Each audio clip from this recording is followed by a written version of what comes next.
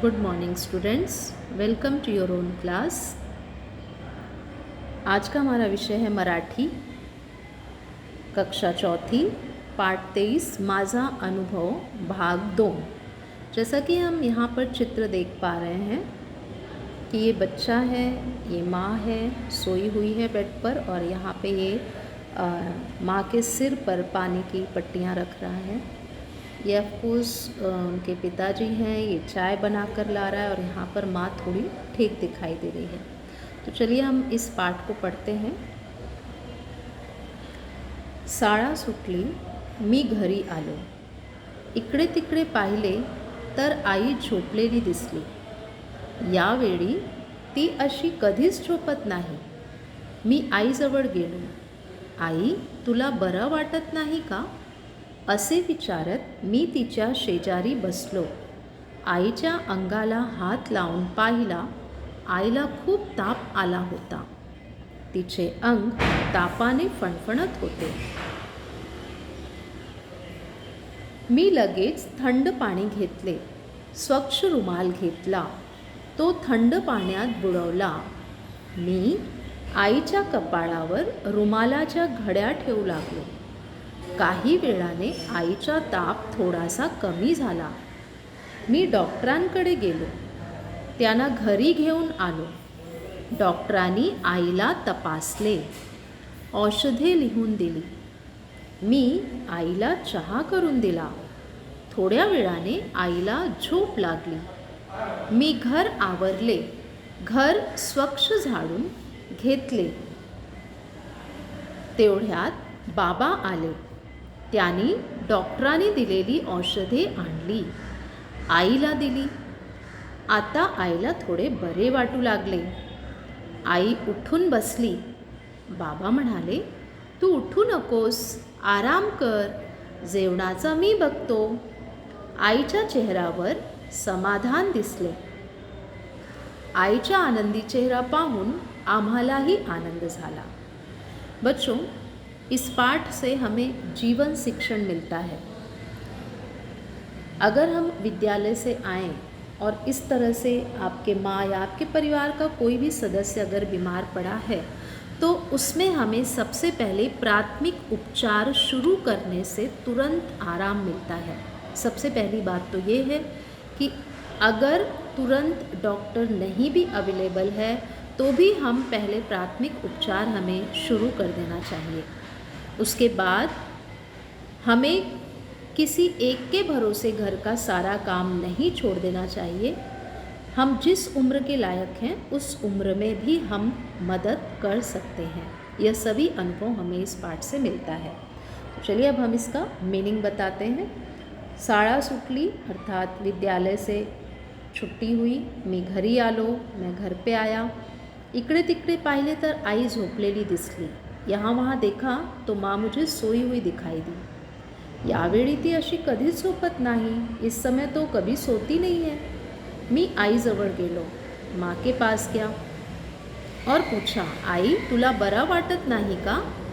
आपको ठीक नहीं लग रहा है क्या? असे विचारात मी तिच्या शेजारी बसलो।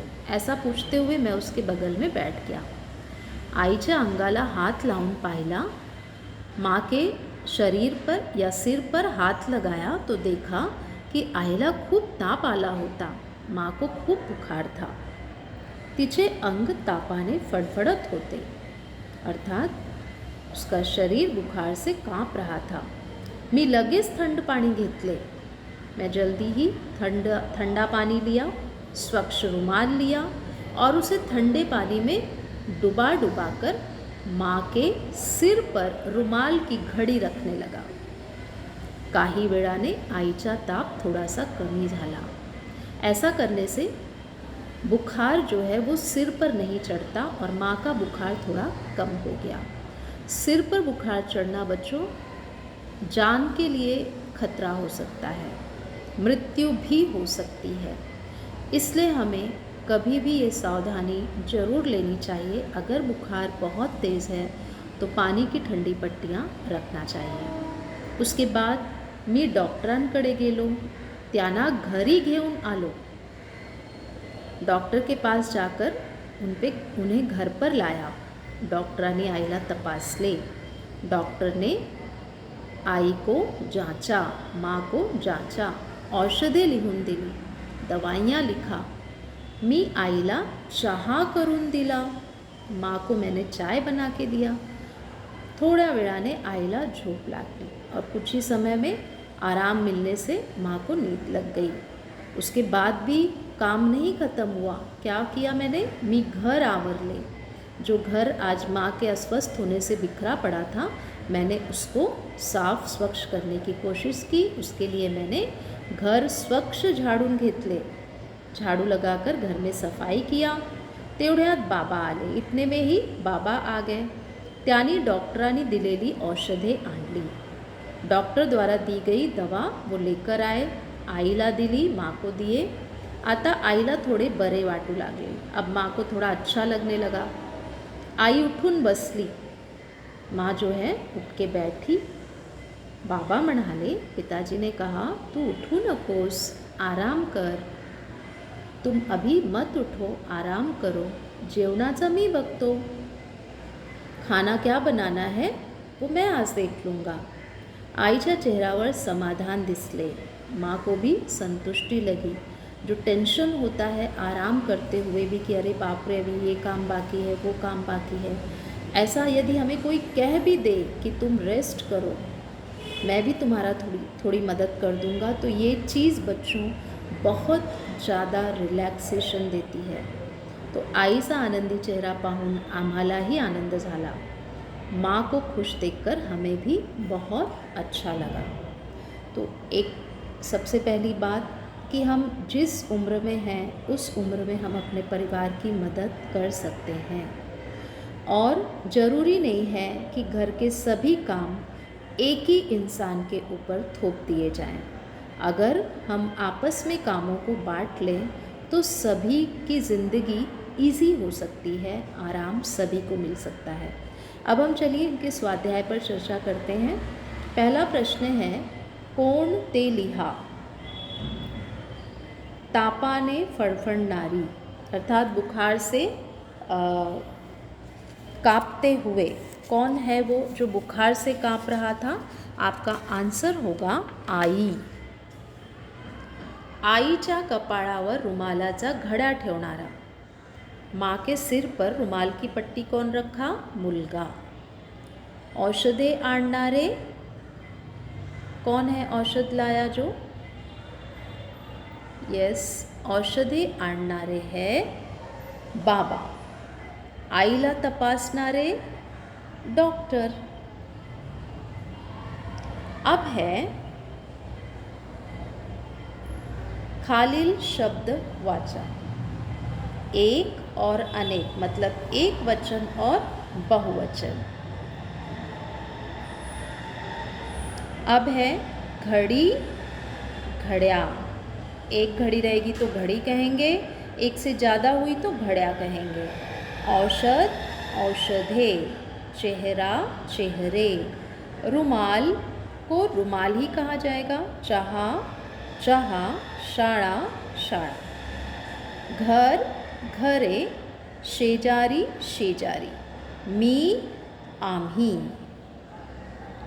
अब हम इन शब्दों पर ध्यान देंगे.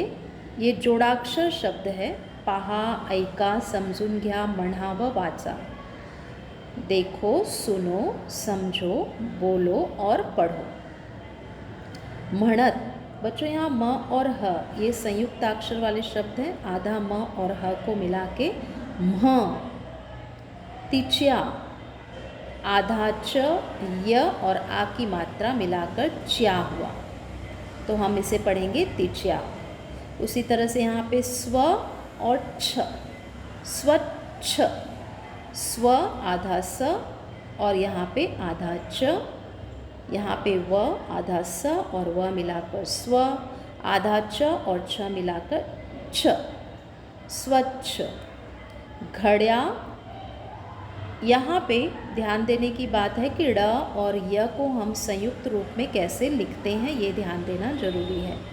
घड़िया. यहाँ पे ड, य और आ की मात्रा मिला के घड़िया. डॉक्टरांकडे. क और ट यहाँ पर मिलकर एक अक्षर बना ट। त्याना, त और य मिलाकर त्या, आधा त य और आ की मात्रा। तेवढ्यात, तेवढ्यात में ढ और या, ढ प्लस य प्लस आ की मात्रा। चेहऱ्यावर, रया, तो आधा र, इस र को हम इस तरह से आधा र लिखते हैं, प्लस य प्लस आ की मात्रा, तो ये हो गया चेहऱ्यावर। तो क्योंकि मराठी लैंग्वेज है तो आपको लिखने में पढ़ने में थोड़ी सी परेशानी आ सकती है, लेकिन इसको जानते हुए समझते हुए आप लिखेंगे तो आपकी गलती नहीं होगी, साथ ही ऐसे शब्दों को आप आराम से पढ़ पाएंगे। तीसरी एक्सरसाइज है थोड़ा थोड़ा सा यासारखे खालील शब्द लिहा, अर्थात जैसे थोड़ा थोड़ा सा हुआ उसी तरह से लहान लहानसा, छान छानसा, काही काहीसा, नाही नाहीसा, बारीक बारीकसा, अल्प अल्पसा। तो ये पार्ट यहीं ख़त्म होता है। मिलते हैं नेक्स्ट वीडियो में नेक्स्ट लेसन के साथ। Thank you.